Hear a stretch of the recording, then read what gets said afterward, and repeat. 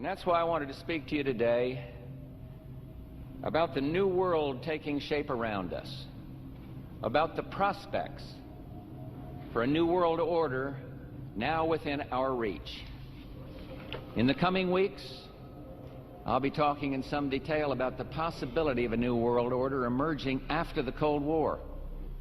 But today, I want to discuss another aspect of that order. You see, as the Cold War drew to an end, we saw the possibilities of a new order in which nations work together. It refers to new ways of working with other nations to deter aggression and to achieve stability. As old threats recede, new threats emerge. The quest for the new world order is in part a challenge to keep the dangers of disorder at bay. We must build on the successes of Desert Storm to give new shape and momentum to this new world order. Only when this transformation is complete will we be able to take full measure of the opportunities presented by this new and evolving world order. The new world order really is a tool for addressing a new world of possibilities.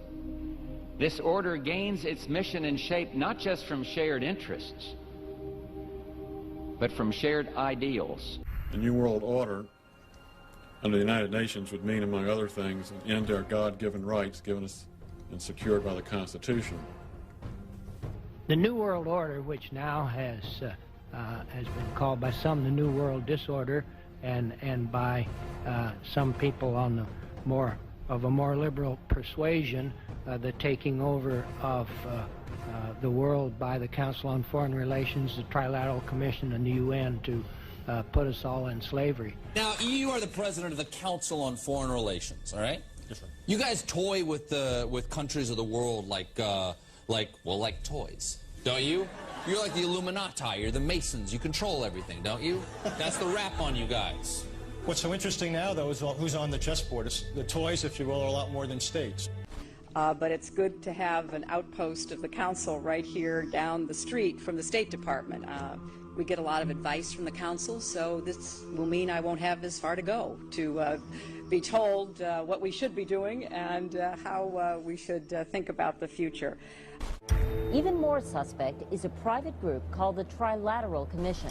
David Rockefeller and Henry Kissinger are among its some 300 influential members. The Trilateral Commission, rich and powerful business and political leaders from Japan, Europe, and North America. The New York-based policy group was formed in 1973 by Chase Manhattan Bank Chairman David Rockefeller. In addition to Rockefeller, there are many other noted American members. Among them, economist Alan Greenspan, former Defense Secretary Harold Brown. George Bush was once a member but resigned last year before his unsuccessful presidential campaign. Back then, it wasn't politically wise to be aligned with what his party's right wing considered a shadow world government. The United Nations would take over America. The Trilateral Commission would control the world. Just look at its membership, they say.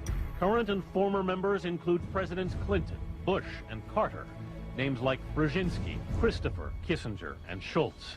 And top executives of ITT, Xerox, Exxon, and Nations Bank. One of the things that the elitists discussed back at the turn of the century when they were talking about how do you convert the United States into a collectivist system was the fact that you can't do it quickly.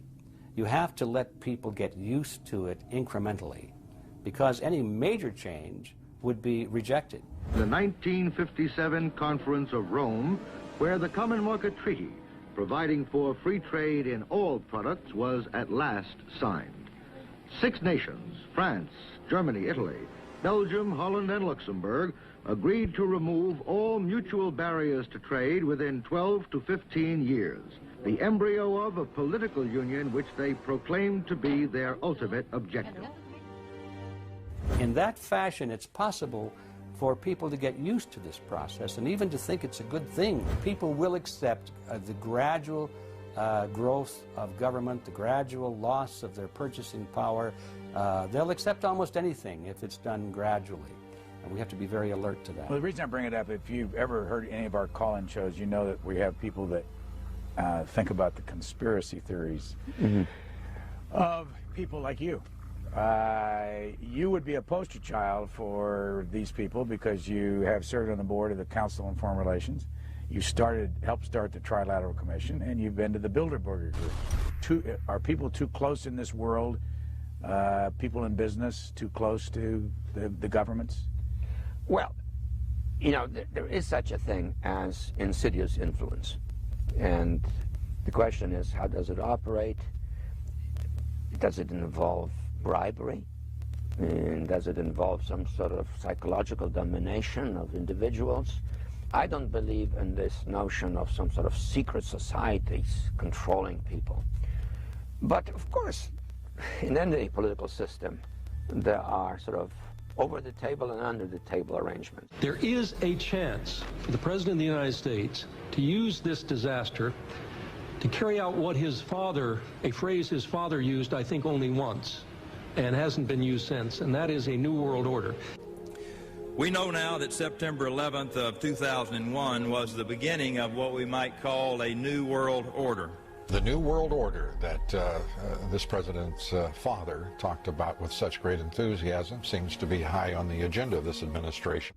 Opponents, however, say the initiative is nothing less than a plan to create a North American Union that would eliminate sovereignty for all three nations. Building on the North American Free Trade Agreement, the NAFTA section of the Commerce Department is busy drafting laws and regulations for a North American Union, a union of Canada, America, and Mexico. The President has attended secret meetings and signed at least 2 agreements under the Security and Prosperity Partnership Program. The stated goal established by Presidents Bush, Fox, and Prime Minister Paul Martin is integration by 2010. It's a plan from the business elites, the political elites, that will cost more American jobs, cost American sovereignty, but it would fulfill the president's father's vision. Now, former United States Trade Ambassador Robert Zoellick is talking about it again with renewed vigor. This time, a new world order with business at the helm of trade and economic policy. It's an agenda that goes hand in hand with the United States, Mexico, and Canada working quietly and behind the scenes to promote a common market with common deregulation for the benefit of multinational corporations.